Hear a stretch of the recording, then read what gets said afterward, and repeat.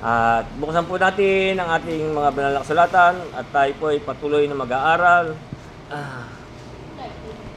sa hapong ito at ating pong pag-aaralan ay tayo po ay nasa Kapitulo 10 ng Tiga Roma. Akin pong babasahin ang 16 hanggang 21. Ito po ang ating pagbubulay-bulay at pag-aaral sa hapong ito. Kahit sundan lang po ninyo ko sa inyong mga banal na kasulatan. Kaya dito po sa 16 ng Roma, dito po sinasabi, tatapwat hindi silang lahat ay nakinig ng masasayang balita, sapagkat sinabi ni Isayas, Panginoon, sino ang naniwala sa aming balita?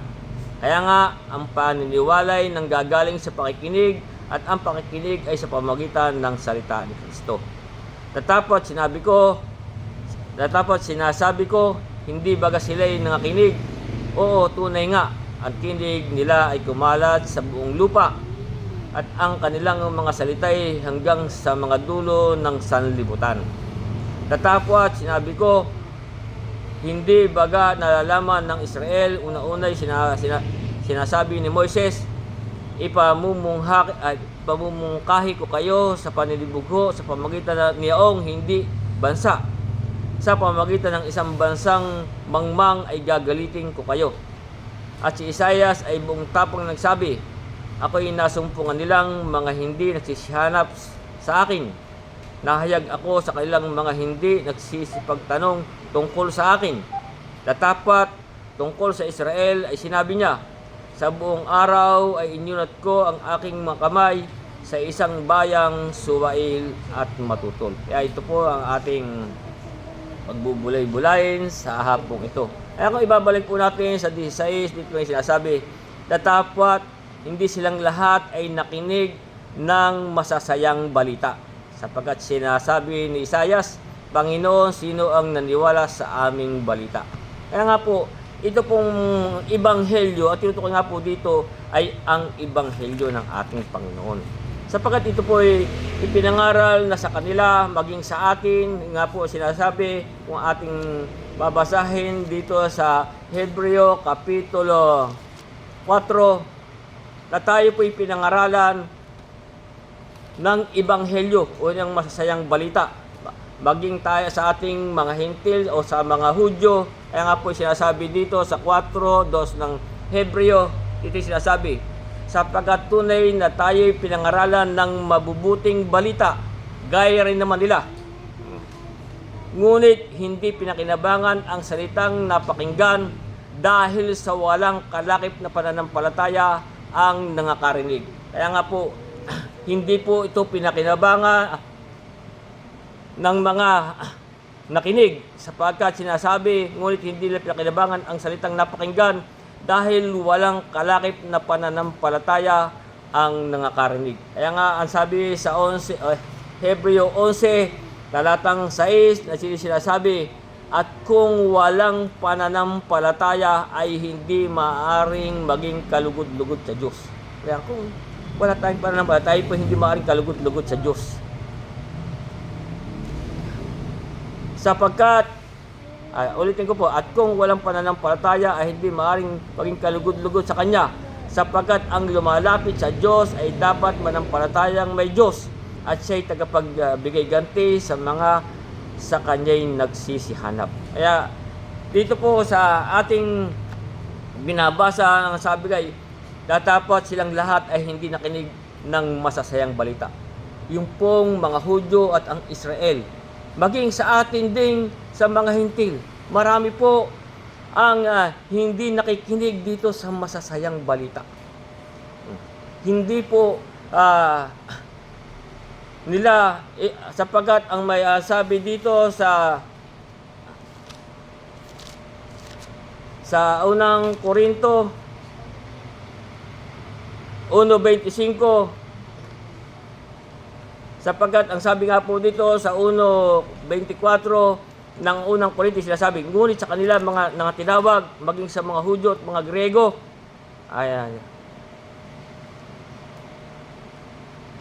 dito po sa 23, sapagkat ang sabi nga po dito, sa 1:23, datapot ang aming ipinangangaral ay ang Kristo na napako sa krus, na sa mga Hudyo ay katitisuran, nga po sila natisod, at sa mga Hintil ay kamangmangan. Kaya nga po yung nga sabi sa atin dito, datapot hindi silang lahat ay nakinig ng masasayang balita. Sapagat nga po sinasabi dito po ang mga Hudyo ay ito po'y kinatisuran. Sa mga Hintil ay kamangmangan. Kaya sa atin po ay ganoon din tayo na ang ating nga pong ipinangangaral ay ang Ebanghelyo. Kaya ito po sinasabi, yung ulitin ko yung 23, datapot ang aming pinangangaral ay ang Kristo na napako sa krus. Yung nga po sinasabi ni Pablo. Ito po ang pinangangaral. Pero anong sabi? Datapot silang lahat ay datapot hindi silang lahat ay nakinig ng masasayang balita. Maging sa Hudyo, maging sa Hintil. Hindi po silang lahat. Sapagat ayan din po sa 2 Korinto, Kapitulo 4, sapagat yan din po ang kanilang ang ipinangangaral natin. Sa 2 Korinto, Kapitulo 4,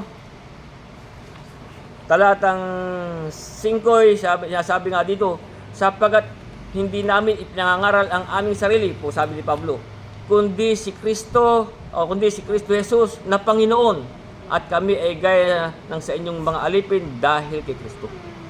Ito po ang ating ipinangangaral. Ang ating yung pong Ebanghelyo. At sa Roma, Kapitulo 10, talatang 8, ang sabi nga, datapot ano ang sinasabi ng salita ay malapit sa iyo at sa ibibig at sa inyong puso, sa mga bagay ang salita ng pananampalataya na aming ipinangangaral. Yan po ang pinangangaral ni Pablo ng mga apostol. Maging tayo, hindi po ang ating ipinangangaral. Ito po ang Ebanghelyo ng ating Panginoong Jesucristo. Pero ano ba sabi sa 16? Datapot hindi silang lahat ay nakinig ng masasayang balita. Hindi po lahat. Kaya nga dito sabi, sapagat sinasabi ni Isaias, Panginoon, sino ang naniwala sa aming balita? Sino ang kung dati pong ipinangangaral?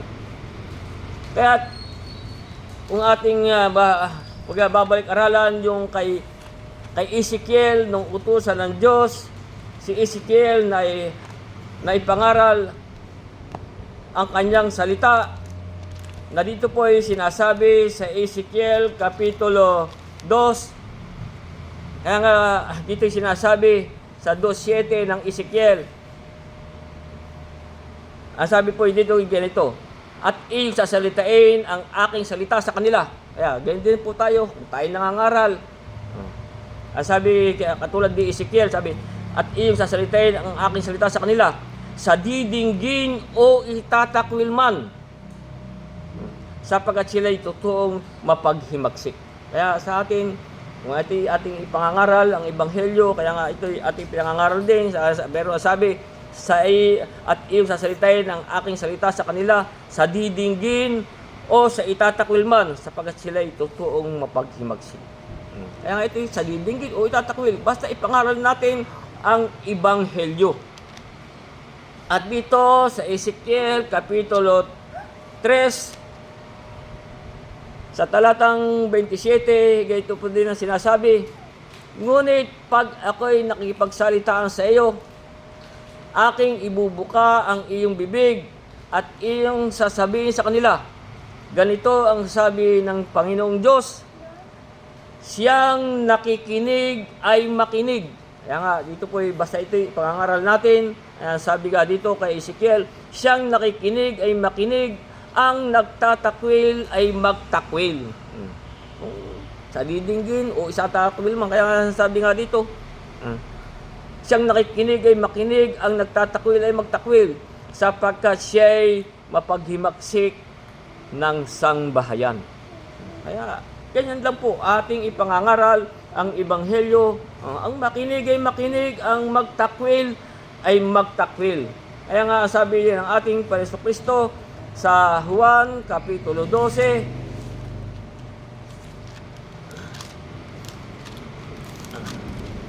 sa talatang 48,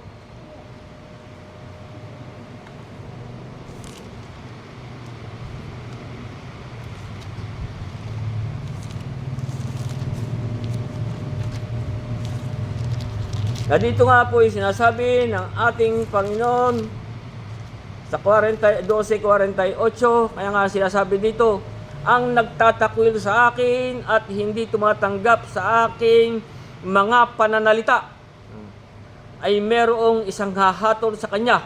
Ano po yun? Ang salitang aking sinasalita ay siyang sa kanya'y hahatol sa huling araw. Kaya nga sabi, ang makinig ay makinig, ang magtakwil ay magtakwil. Kaya, yun nga po ang sinasabi sa ating pinag-aaralan sa 10:16 na dapat hindi silang lahat ay nakinig ng masasayang balita. Ay, kung ayaw silang makinig, nasa kanila po yun. Basta sabi ng ating Panginoon, yan din po ang hatol sa inyo, sa kanila sa huling araw. Kaya nga may sabi pa nga dito sa aklat ni Marcos, Kapitulo 4, sa Kapitulo 4 ng Marcos,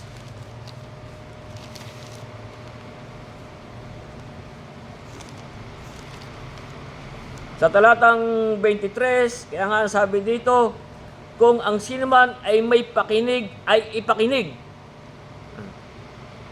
Kung ang sinuman ay may mga pakinig, ay ipakinig, ay makinig. Ay kung ayaw, ang makinig ay makinig, ang magtakwil ay magtakwil. Kaya ganyan din po tayo, basta ang ating pong pinangangaral ay ang Ebanghelyo. Yung nga po ang salita ng pananampalataya. Yung po ang ating ipinangangaral, katulad din nga po ni na Pablo, yung po ang kanilang ipinangangaral. At yung pong sa 1:23 na dapat ang ating pinangangaral ay ang Kristo na napako sa krus. Ganyan po, yun din po ang ating ipinangangaral. Ang sumampalataya at mabautismuhan ay siyang maliligtas. Yung nga po ang sinasabi sa Marcos na itong way, ang sabi ipangaral. Ang sabi nga po dito sa mga alagad nung ang ating pong Panginoon ay nabuhay na maguli sa Marcos 16, sa talatang 15, sinasabi, at sinabi niya sa kanila, magsiyaon kayo sa buong sanlibutan at inyong ipangaral ang Ebanghelyo sa lahat ng kinapal. Ang sumampalataya at mabautismuhan ay maliligtas, datapwat ang hindi sumampalataya ay parurusahan. Yung pong lahat ng hindi sumampalataya ay parurusahan. Nasabi nga dito sa Juan Kapitulo 3, talatang 18, sabi nga po dito, ang sumasampalataya ay hindi hinahatulan. Ang hindi sumampalataya ay hinatulan na, sapagat hindi siya sumampalataya sa pangalan ng buktong na anak ng Diyos. Kaya kung tayo po'y namatay at tayo po'y hindi nanampalataya, ay tayo po'y hinatulan na. Kaya kung ating pag-aaralan, yung nga po sinasabi sa aklat ng Ecclesiastes,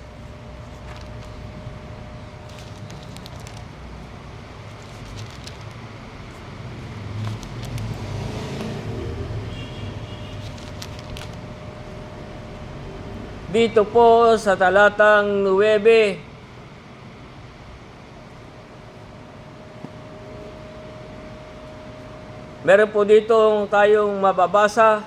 Ang sabi nga po sa 9, simulan natin sa 4, sapagkat sa Kanya napisan ang lahat na may buhay, sapagkat sa kanya napisan sa lahat na may buhay ay may pag-asa. Haba po tayong may buhay, tayo po ay may pag-asa. Sabi, sa kanya sa lahat ay napisan sapagkat sa kanya napisan sa lahat na may buhay ay may pag-asa. Haba po tayong may buhay, may pag-asa pa tayo. Sapagkat ang buhay na aso ay maigi kaysa patay ni leon. Ano po ang ibig sabihin? Ang sabi sa 5, sapagkat nalalaman ng mga buhay na sila'y mga mamatay. Ngunit, hindi nalalaman ng patay ang anumang bagay na meron pa man silang kagantihan. Kung tayo po'y namatay at hindi po tayo nananampalataya, ano sabi? Sapagkat nalalaman ng mga buhay na sila'y mga mamatay. Ngunit hindi nalalaman ng patay ang anumang bagay na mayroong paman silang kagantihan. Sapagkat ang alaala sa kanila'y nakalimutan. Nakakalimutan yung ang alaala sa kanila. Kaya nga, habang buhay pa po tayo, meron pa po tayong pag-asa.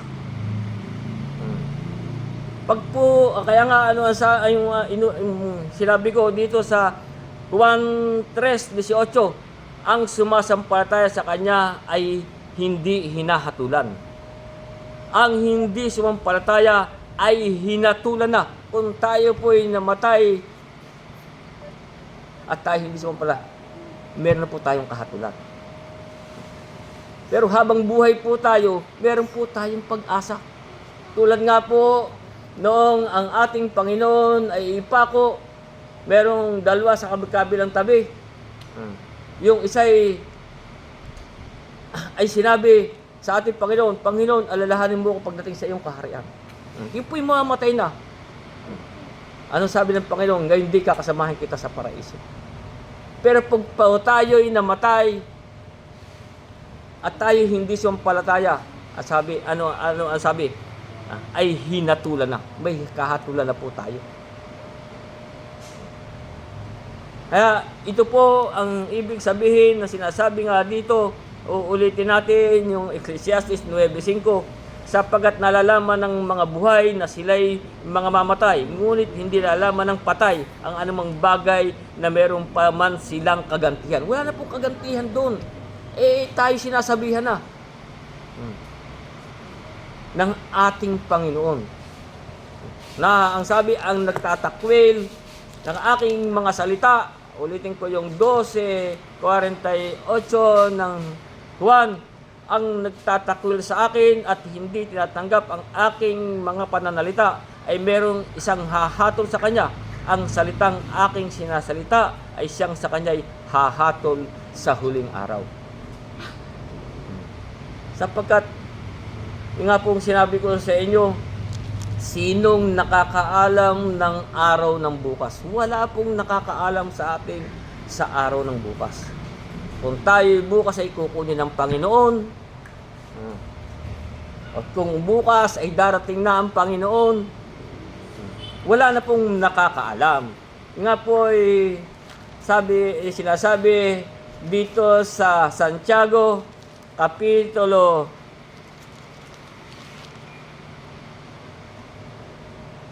4, talatang 14. Kaya nga, ang sabi dito, kaya ngang hindi nakakaalam na mangyayari bukas. Ano ang inyong buhay?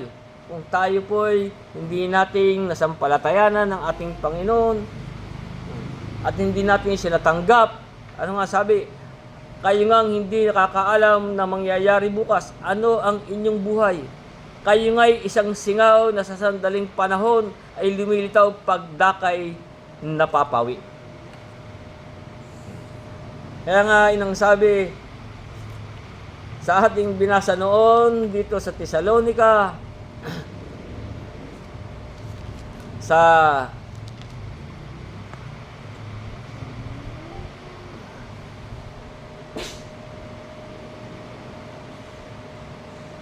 4 talatang 13, sinasabi nga dito, ngunit hindi namin ibig kayo Ibig na kayo hindi makaalam mga kapatid tungkol sa natutulog upang kayo huwag magalumbay na gaya ng iba na walang pag-asa. Kung tayo po'y namatay na hindi natin natanggap at nasampalatayan ng ating wala na po tayong pag-asa.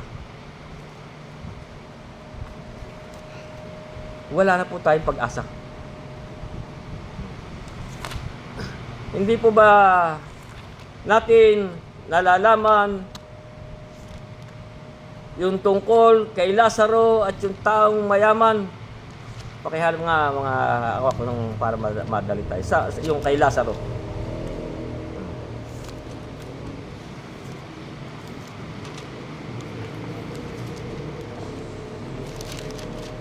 Sa Lucas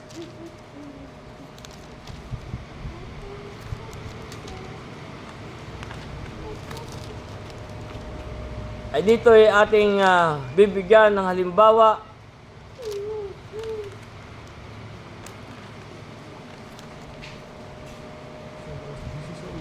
sa 16. Kaya nga dito po yung sinasabi simulan natin dito sa 19, tuloy po natin, dito po yung sinasabi, meron ngang 16-19, meron ngang isang taong mayaman at siya'y nakaramit ng kulay ube at masilang lino at sa araw-araw ay kumakain ng sagana. Isang pulubi na ang pangalay Lazaro, lipos ng mga sugat, ay nilalagay sa kanyang pintuan at naghahangad na makakain ng mga mumu na nangahuhulog mula sa dulang ng mayaman. Oo, at lumapit pati ang mga aso at hinihimuran ang kanyang mga sugat.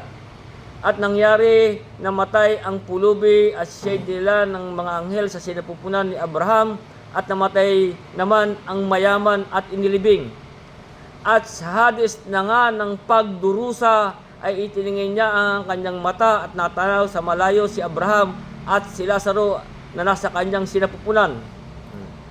At siya'y sumigaw at sinabi, Amang Abraham, maawa ka sa akin, suguin mo si Lazaro upang itubog niya sa tubig ang dulo ng kanyang daliri at palamigin ang aking dila sapagkat naghihirap ako sa alab na ito. Ganyan po ang mangyayari sa mga hindi maliligtas. Yung pong mga hindi nagsisampalataya. Tulad po tayo sa mayaman na ang sinasabi nga ay sila po ay nasa Hades ng pagdurusa. Hindi pa po yan ang dagatang apoy. Kaya kung itutuloy natin sa 25, sinasabi, Datapat sinabi ni Abraham, Anak, alalahanin mo na ikaw ay tumanggap ng iyong mabubuting bagay sa iyong pamumuhay at si Lazaro ay ganitong paraan ay masasamang bagay. Datapat ngayon inaaliw siya rin at ikaw ay nasa kahirapan. Ganyan po ang mangyayari. At bukod sa lahat ng ito, ay may isang malaking banging nakalagay sa pagitan namin at ninyo upang ang mag-ibig tumawid buhat din hanggang sa inyo ay hindi maaari. Gayun din walang makatawid mula diyan hanggang sa amin. Sabi. At sinabi niya, Ipinamamanik ko nga sa iyo, Ama, na suguin mo siya sa bahay ng aking ama. Ipo'y pinamamanik nung mayaman kay Abraham. Ang sabi nga, sinasabi niya, ipinamamanik ko nga sa inyo, Ama, na suguin mo siya sa bahay ng aking ama. Bakit? Ang sabi sa 28, sapagkat ako'y may 5 kapatid na lalaki upang sa kanila'y patutuhanan niya, baka pati sila'y mga parito sa dakong ito ng pagdurusa. Meron pa pong kapatid yung mayaman na 5 lalaki na sinasabihan nga niya si Abraham na suguin si Lazaro. Kaya sabi, ulit ikong 28, sapagkat ako'y may 5 kapatid na lalaki upang sa kanila'y patutuhanan niya na baka sila'y mapangaparito sa dakong ito ng pagdurusa. Datapat sinabi ni Abraham, nasa kanila si Moises at ang mga propeta. Bayaang sila'y pakinggan nila. ang ating pong Panginoon, yan po'y sinabi kay Moises noong paman, susuguin ko sa inyo ang isang propetang gaya ko. Ati pong balik-aralan yung sinabi dito sa Aklat ng Mga Gawa, Kapitulo 3, sa 3:20 ng Gawa, sinasabi, upang kanyang suguin ng Kristo na italaga sa inyo na si Jesus, na siya ay kinakailangan tanggapin sa langit hanggang sa panahon ng pagsasauli sa dati ng lahat ng mga bagay, na sinalita ng Diyos sa pamamagitan ng bibig ng kanyang mga banal na propeta buhat pa nung una. Sa 22, tunay na sinabi ni Moises, ang Panginoon ay magtitindig sa inyo ng isang propeta gaya ko mula sa gitna ng inyong mga kapatid. Siya ang inyong pakinggan sa lahat ng mga bagay na sa inyo'y sasalitain niya. Ibalik natin dito sa Lucas 16:28 hanggang 29, sabi, sapagkat ako'y may 5 kapatid na lalaki, upang sa kanila'y patutuhanan niya, baka pati sila'y mga parito sa dakong ito ng pagdurusa. Datapos sinabi ni Abraham na nasa kanila si Moises at ang mga propeta, bayaang sila'y pakinggan nila. Pinakikinggan po ba nila ang ating Panginoon Kristo? Yan po ang susuguin na sinasabi. Palilituin ko sa inyo, isang propeta ang gaya ko, sabi ko kay Moises. Siya ang inyong pakinggan. Kaya nga nasabi, ulit ko 29, datapos sinabi ni Abraham, nasa kanila si Moises at ang mga propeta, bayaang sila'y pakinggan nila. Sa 30, at sinabi niya, hindi amang Abraham, sapagkat kung ang isang mula sa mga patay ay makaparoon sa kanila, sila'y magsisisi. Sa 31, at sinabi niya sa kaniya, kung di nila pinakikinggan si Moises at ang mga propeta, ay di rin mahihikayat sila kahit ang isa ay magbangon sa mga patay kung hindi po natin pakikinggan. Ang ating pong Panginoon ay yun po ang tinutukoy nung una pa sa malal na kasulatan na palilitawing isang propeta. Kung hindi natin pinakikinggan, ang sabi ng Diyos, ito ang sinusunta kong anak na siya kong kinalulugdan, siya ang inyong pakinggan. Sapagkat nung paman ay sinabi na noon pa sa Israel, sabi sa Deuteronomio, Kapitulo 18,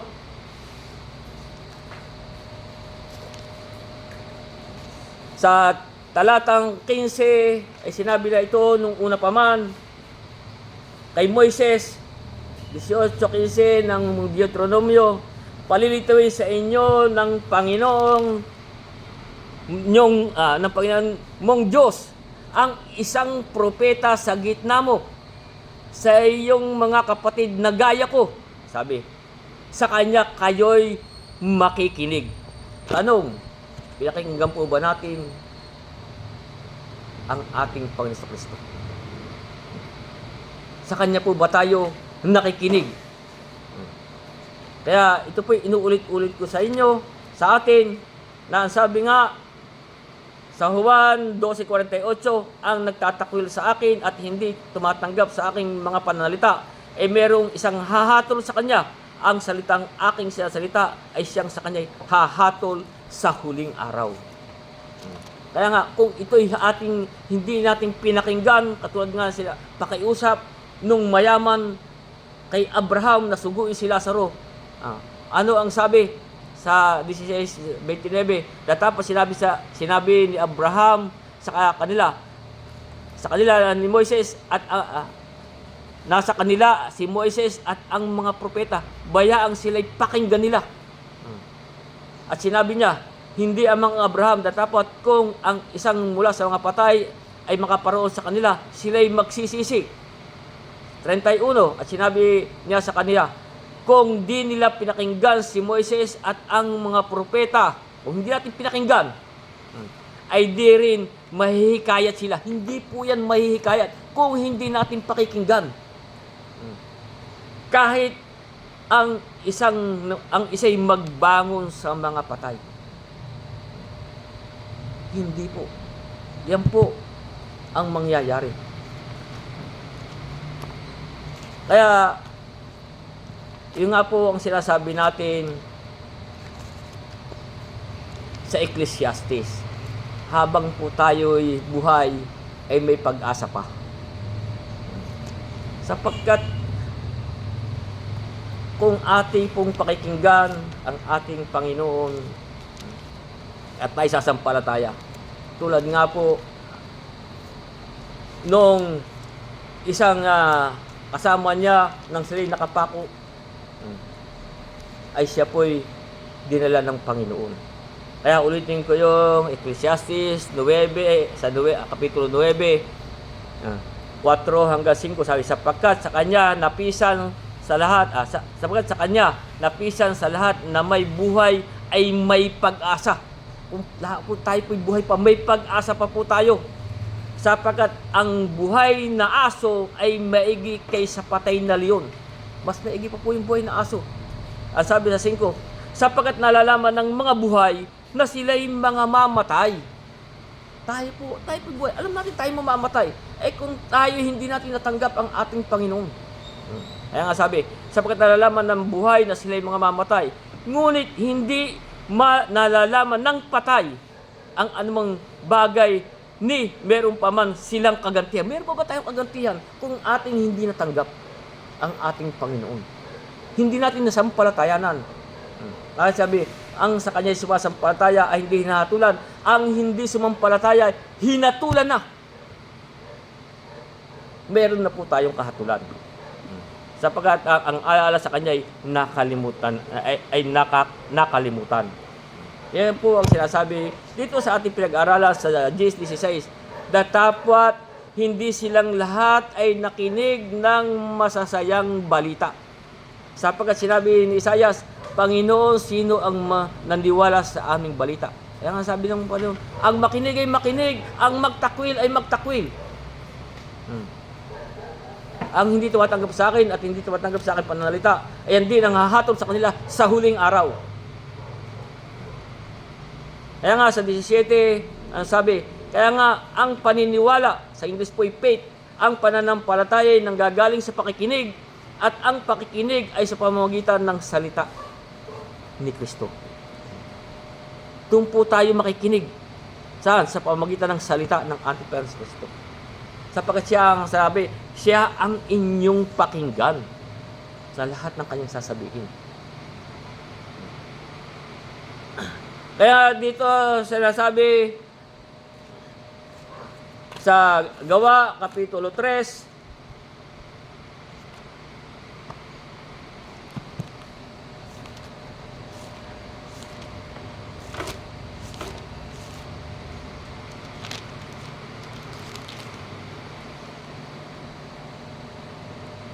ulitin natin yung ating binasa kanina sa 3:20, at upang kanyang suguin ng Kristo at talaga sa inyo na si Jesus, na siya ay kinakailangang tanggapin sa langit hanggang sa panahon ng pagsasauli sa dati ng lahat ng mga bagay, na sinilita ng Diyos sa pamamagitan ng bibig ng kanyang mga banal na propeta buhat pa ng una. Tunay na sinabi na ni Moises, ang Panginoon Diyos ay magtitindig sa iyo ng isang propetang gaya ko mula sa gitna ng inyong mga kapatid. Siya ang inyong pakinggan sa lahat ng mga bagay na sa inyo isasalitay. Doon po lang tayo makikinig. Kaya nga, sabi, ang pananampalatay ng gagaling sa pakikinig at ang pakikinig ay sa pamamagitan ng salita ni Jesucristo. Kaya, diyan po tayo makikinig. Sa 18, sabi, datapos sinasabi ko, hindi baga sila ay nakinig, hindi baga sila ay nakinig. Oo, tunay nga. Ang tinig niya ay kumalat sa buong lupa. Yung pong salita ng Diyos, ito pag talagang kakalat sa buong lupa. Ang kanyang mga salita ay hanggang sa mga dulo ng sanlibutan. Ito po ay hanggang sa dulo ng sanlibutan. Kaya nga, ang sabi sa aklat ng mga awit, Kapitulo 19.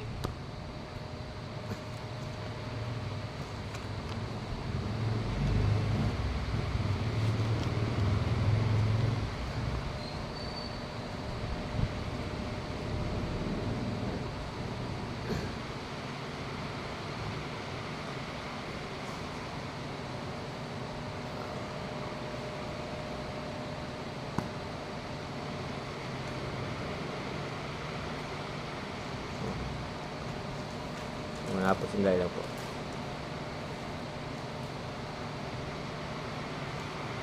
Sa talatang 4, sa latin ng 1 hanggang 4, dito po sinasabi, ang kalangitan ay nagpapahayag ng kaluwalhatian ng Diyos at ipinakikilala ang kalawakan ang gawa ng kanyang kamay. Sa araw-araw ay nagbabadya ng pananalita at sa gabi-gabi nagpapakilala ng kaalaman. Walang pananalita o wikaman, ang kanyang tinig ay hindi marinig. Ang kanyang pangusap ay lumaganap sa buong lupa. Ang kanyang mga salita ay hanggang sa wakas ng sanlibutan. Sa kanila'y inilagay niya ang tabernakulo na ukol sa araw. Nga po'y lalagana po yan. Ito po'y inihula na. Lalagana po ang kanyang salita sa buong sanlibutan. Sa buong sanlibutan. At meron pa rin sinasabi sa aklat ni Marcos, Kapitulo 16,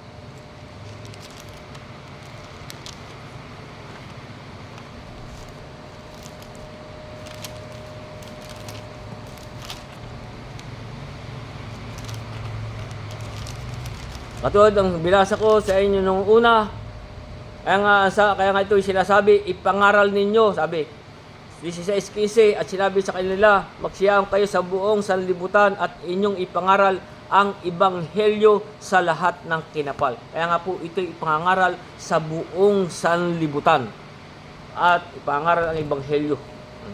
Kaya tulad nga po ng sinasabi sa ating pinag-aaralan, at tapos sinabi ko, hindi ba sila'y nakinig? Oo, tunay nga, ang tinig nila ay kumalat sa buong lupa.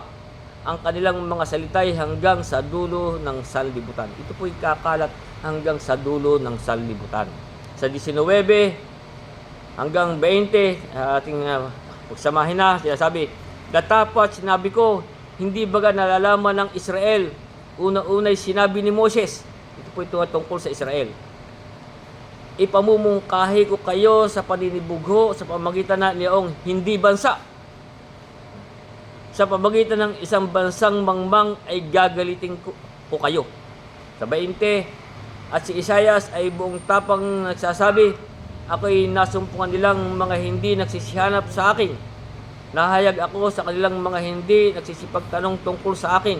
Ito nga po'y tungkol sa ating mga hintil. Kaya kung ating babasahin yung Roma Kapitulo 9, talatang 25, dito'y sinasabi ni Pablo, gaya naman ng 9:25 at 26. Gaya naman ng sinabi niya sa aklat ni Oseas, tatawagin kong aking bayan na hindi ko dating bayan, at iniibig na hindi dating iniibig. At mangyayari na sa dakong pinagsabihan sa kanila, kayo'y hindi ko bayan, at diyan sila'y tatawaging mga anak ng Diyos na buhay. Ito po'y tumutukoy sa ating mga hintil. Sapagkat nga po ang sinabi sa 19 tungkol sa Israel, tapos sinasabi ko, hindi baga nalalaman ng Israel, una-una sinabi ni Moises, ipamumungkahi ko kayo sa paninibugo sa pamagitan ng yaong hindi bansa. Sa pamagitan ng isang bansang mangmang ay gagalitin ko kayo. Kaya doon sa 9:24 nitong Roma, ang sabi, maging sa atin na kanya namang tinawag, kung mga tinawag, hindi lamang sa mga Hudyo, kundi naman mula sa ating mga hintil. Sapagkat ang Diyos po'y Diyos din ng mga hintil. Tayo pong mga nagsisampalataya sa ating Panginoon. Na sabi nga dito sa sa Roma 9:30. Kaya nga nung sinasabi dito, Roma Kapitulo 9, talatang 30, ano ang ating sasabihin? Na ang mga hintil na hindi nagsisunod sa katuwiran ay nagkamit ng katuwiran sa makibagay sa katuwiran sa pananampalataya. Tayo po nagkamit ng katuwiran sa pananampalataya. Sapagkat ating pong nasampalatayanan ang ating Panginoong Jesucristo. Kaya, ang sabi dito sa unang Pedro, sa ating nananampalataya, siya'y mahalaga. Sa unang Pedro, Kapitulo 2, talatang 7, dito sinasabi, sa inyong nananampalataya, siya'y mahalaga. Tatapwat sa hindi nananampalataya. Ang batong itinakwil ng nagsipagtayo ng bahay, siyang naging pangulo sa panulo. At batong katitisuran, bato na pambuwal, sapagkat sila'y natitisod sa salita. Doon po sila natitisod sa salita. Palibhasay mga suwail, na dito rin naman sila'y talaga. Pero sa ating pong mananampalataya, siya'y mahalaga. Maging sa Hudyo, maging sa Hudyo, o sa mga hintilman. Kaya nga po sinasabi sa atin, na sila'y gagay, sabi, ipamumungkahay ko kayo sa pananibugho sa pamagitan niyong hindi bansa. Sa pamagitan ng isang bansang mangmang ay gagalitin ko kayo. At si Isaias ay buong tapang nagsabi, ako'y nasumpungan nilang mga hindi nagsisihanap sa akin. Nahayag ako sa kanilang mga hindi nagsisipagtanong sa akin. Tayo nga po yung mga hintil. Nasabi nga sa 11:11 nitong Roma, ang sabi dito, Kapitulo 11, talatang 11, sinabi ko nga, nangatisod kaya sila upang mga hulog. Ito po sinasabi sa Israel. Nangatisod kaya sila upang mga hulog, huwag nawang mangyari. Datapwat sa pagkahulog nila'y dumating ang pagkaligtas ng mga hintil upang ipamungkay sila sa paninibugho. Sa 12, ngayon, kung ang pagkahulog nga nila ay siyang kayamanan ng sanlibutan at ang pagkalugi nila ay siyang kayamanan ng mga hintil, gaano ang kapunuan nila? Sapagkat sa mga hintil po, kukunin ang kapunuan ng mga maliligtas. Kaya nga, anong sabi ni Isaias dito sa 9:27 ng Roma, at si Isaias ay sumigaw tungkol sa Israel, kung ang bilang man ng anak ni Israel ay maging tulad sa buhangin sa dagat, ay ay ang nalalabi lamang ang maliligtas. Kakaunti po maliligtas dyan. Sapagkat nga yung sinasabi, sapagkat ang bayang iyan ay isang bayang suwail at matutol. Yan po ang pagkakasabi ng Diyos sa Israel. Sa bandang huli po ating babasahin. Kaya nga, diyan po tayo'y nakabahagi sa pagkaputol. Sinasabi sa 11:11, sinabi ko nga, nangatisod kaya sila upang mga hulog. Huwag daw ang mangyari, datapwat sa pagkahulog nila dumating ang pagkaligtas sa mga hintil upang ipamungkay sila sa paninibugho. Ngayon, kung ang pagkahulog nga nila ay siyang kayamanan ng sanlibutan, ang pagkalugi nila ay siyang kayamanan ng mga hintil, gaano ang kapunuan nila? Sa atin po, tatawagin ang kapunuan ng Israel. Tulad nga po sang sinasabi sa Roma 11:25 na sinasabi, sapagkat hindi ko ibig, mga kapatid, na di nyo maalaman ang hiwagang ito.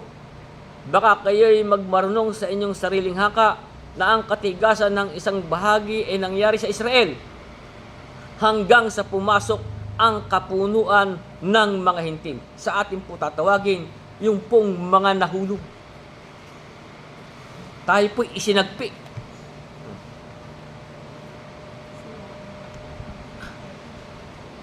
Tayo po ang isinagpi. Tayo po sa atin po tatawagin ang kapunuan ng Israel. At ito po ay sinabi pa nung una pa sa aklat ng Deuteronomio, Kapitulo 32,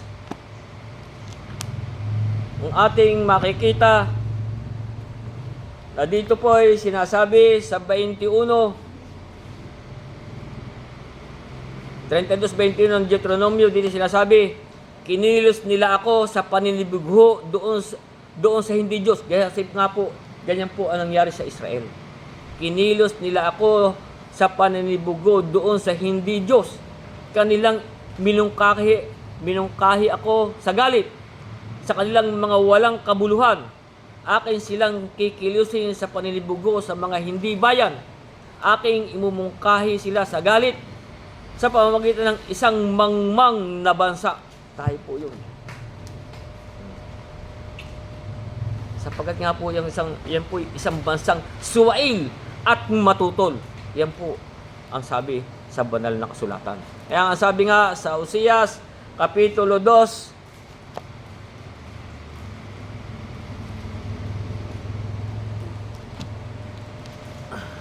talatang 23, na dito sinasabi, at aking itatatag siya para sa aking lupa. Ako'y magdadalang habag sa kanila na hindi nagtamo ng kahabagan. At aking sasabihin sa kanila na hindi ko bayan. Tayo nga po, yung dating hindi bayan ng Diyos. At aking sasabihin sa kanila na hindi ko bayan. Ikaw ay aking bayan. At sila'y magsasabi, ikaw ay aking Diyos. Kaya sila po ang ating tayo pong mga nananampalataya. Kaya nga, sabi nga dito sa unang Pedro, Kapitulo 2, talatang 10,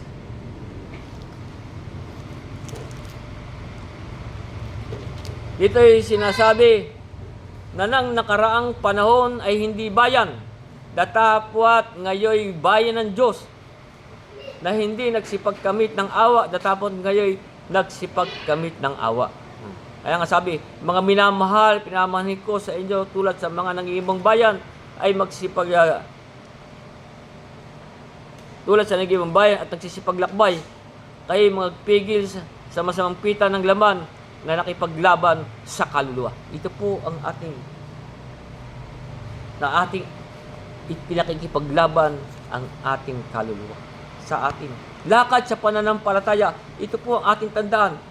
Kaya po tayo'y laging nag-aaralan, ipinakikipaglaban po natin ang ating kaluluwa. Sapagkat yan po ang layunin ng ating pananampalataya, ang pagkaligtas ng ating kaluluwa. Wala na po tayong ibang layunin sa ating pagsamba, sa ating pag-aaralan, kundi ang pagkaligtas ng ating kaluluwa. Ito po ating ipinakipaglaban ang ating kaluluwa. Kaya tuloy natin dito sa huling talata sa 10:21, kaya nga sinasabi dito, tatapwat tungkol sa Israel ay sinabi niya, sa buong araw ay inyunat ko ang aking mga kamay sa isang bayang suwail at matutol. Kaya nga, doon nga po na ang Diyos ay nagkaroon ng paninibugho. Sapagkat nung paman ay sinabi sa aklat ni Malakias,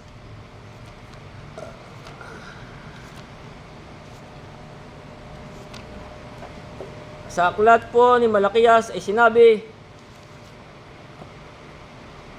sa Kapitulo 3, talatang 7, anong sabi dito ni Malakias? Mula ng mga kaarawan ng inyong mga magulang, kayo'y nangagpakaligaw sa aking mga tuntunin. Talaga pong yan ang Israel. Mula sa mga kaarawan ng inyong mga magulang, kayo'y nangagpakaligaw sa aking mga tuntunin. At hindi ninyo tinalima. Manumbalik kayo sa akin, ako'y manunumbalik sa inyo. Sabi ng Panginoon ng mga hukbo. Ngunit inyong sinasabi, saan kami manunumbalik? Noong paman, sa kaarawan ng kanilang magulang, ay sila'y nangagpakaligaw ng kanilang tuntunin. Yan po ang Israel. Kaya nga po sa aklat ng mga gawa, Kapitulo 7, anong sabi ni Esteban?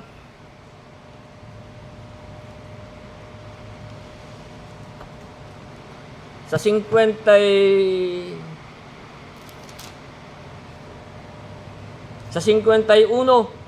anong sabi ni Esteban sa kanila? Ang pinangaraw sa Israel, ang salita, ang sabi dito sa 7:51, kayong matitigas ang ulo at di tuli ang puso, ang puso't mga tainga. Kayo'y laging nagsisilangsang sa Espiritu Santo. Kung ano ang ginawa ng inyong mga magulang, ay gayon din ang ginagawa ninyo. Alin sa mga propeta ang hindi pinag-usig ng inyong mga magulang? At kanilang pinatay ang nagpapahayag ng una ng pagdating ng matuwid na ito. Nasa kanila kayo ngayon nangaging mga tagapagkanulo at mamamatay tao. Kayo'y nagsitanggap ng kautusan ayon sa pangasiwa ng mga anghel at hindi ninyo ginanap. Ganyan po ang Israel. Kaya nga kung ating pagbabalik-aralan dito sa Exodo Kapitulo 16, mula nang sila'y ilabas sa Ehipto, dito ay sinasabi,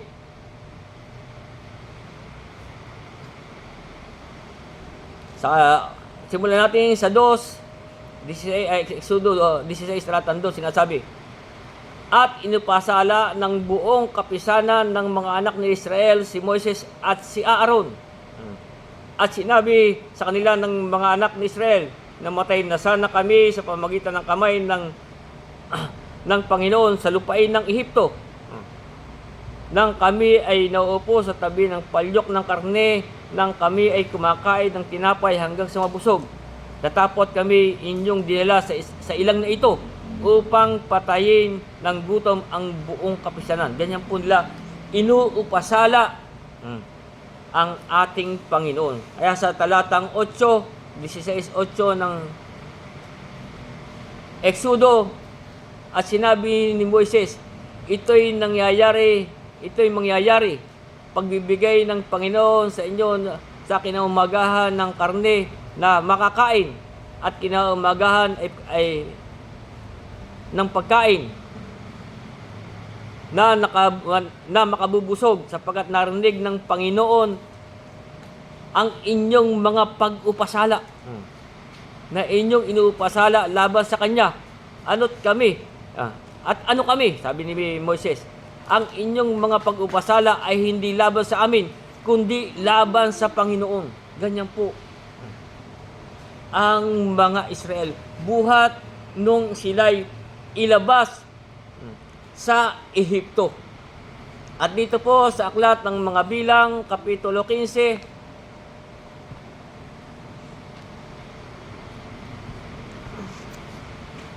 sa talatang 14,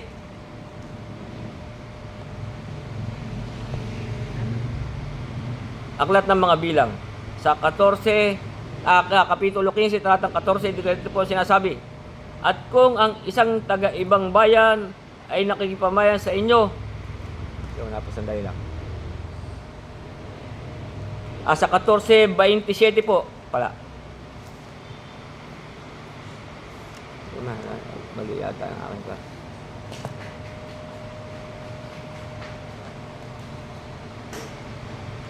Sa 14, bilang 14:27 po pala yung ating hinahanap na talata. Kaya dito may sinasabi sa 27, hanggang kailan titiisin ko ang masasamang kapisanang ito? Kung sabi dito, na nag-uupasala laban sa akin. Aking narinig ang mga pag-upasala ng mga anak ng Israel na kanilang inuupasala laban sa akin. Ito po ang sabi ng Diyos. Kaya ganyan po ang Israel. Kaya nga sabi, siya po'y isang bansang suwail at matutol.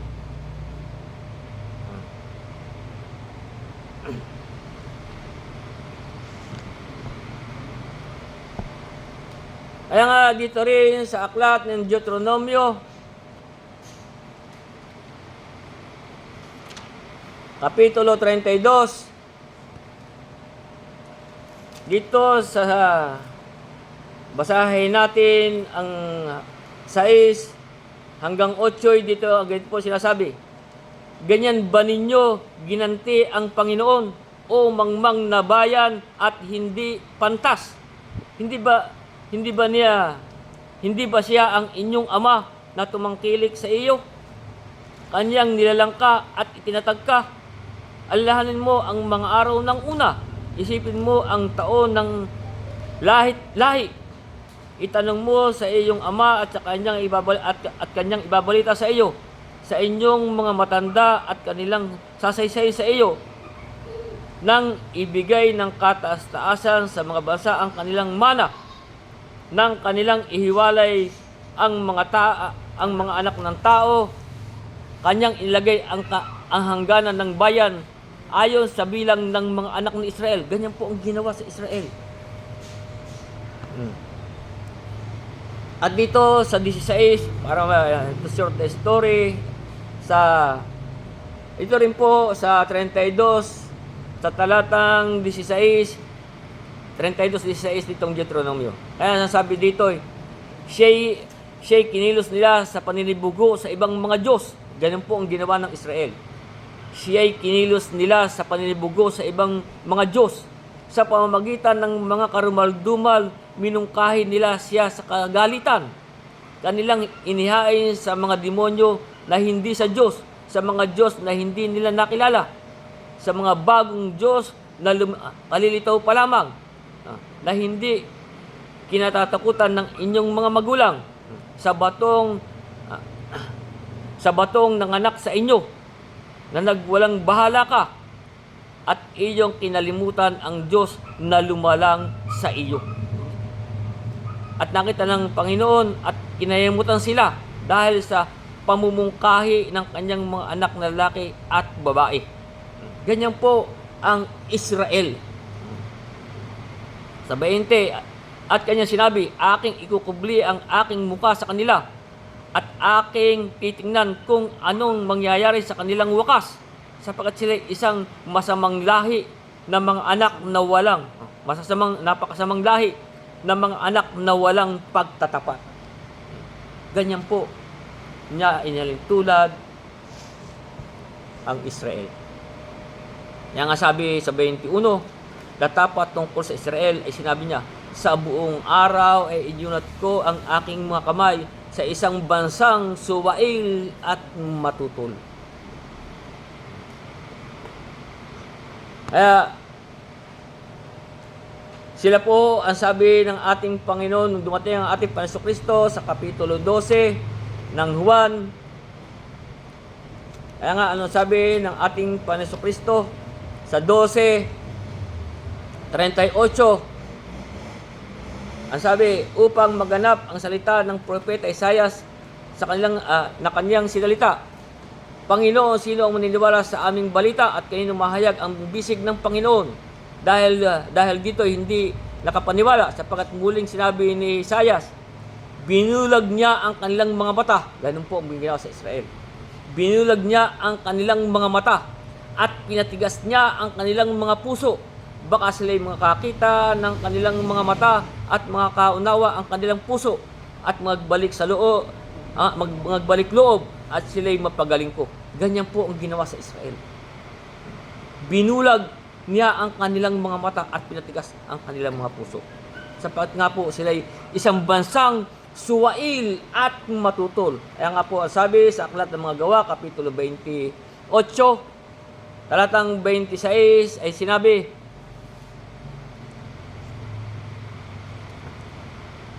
sinasabi, pumarong ka sa bayang ito at sabihin mo. Ito sa Israel, kasi ang tinutukoy po dito.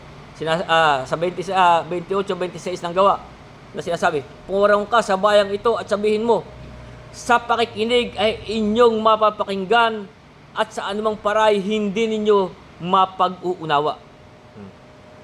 Sa paningin ay inyong makikita, sa anumang paray hindi ninyo mamamalas. sapagkat kumapal ang puso ng bayang ito at mahirap makarinig ang kanilang mga tainga at kanilang ipinikit ang kanilang mga mata.